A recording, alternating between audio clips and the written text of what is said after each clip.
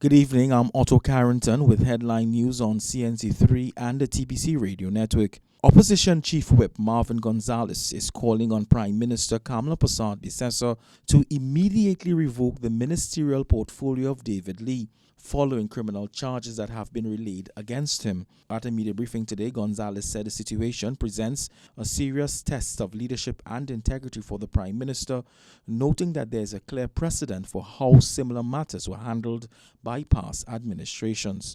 David Lee serves at the pleasure of the Prime Minister, and therefore it falls upon the Prime Minister to do the right and honorable thing in the public's interest to remove David Lee from the cabinet of Trinidad and Tobago until such time he ventilates his matter before a court. Within Caroni Central, Member of Parliament David Lee is receiving a lot of support from his constituents who are hoping he can fend off the reissuance of fraud and misbehavior charges. I believe he's innocent until he's proven guilty. And I believe this whole thing is a setup. This thing is not happening just like that. You understand? And since David Lee come in our community, we have seen water improvement.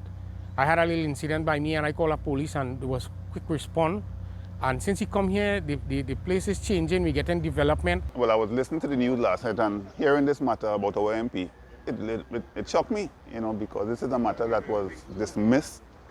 And to see him now being put before the courts again to answer this matter, I am just amazed that the system choose to come after the man. The finance minister is firing back at former finance minister Vishnu Danpal for suggestions that the country is heading towards the International Monetary Fund. Devendranath Tanku says Danpal's comment was a desperate attempt to sabotage the revival of the country.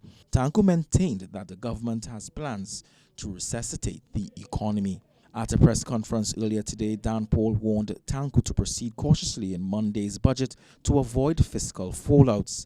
These, he says, include possible credit downgrades, borrowing challenges, and even intervention by the International Monetary Fund. When you start to look at decline in reserves, and you start to look at balance of payment support, there's only one agency you can call when you need balance of payment support. Those were your 6 p.m. news headlines.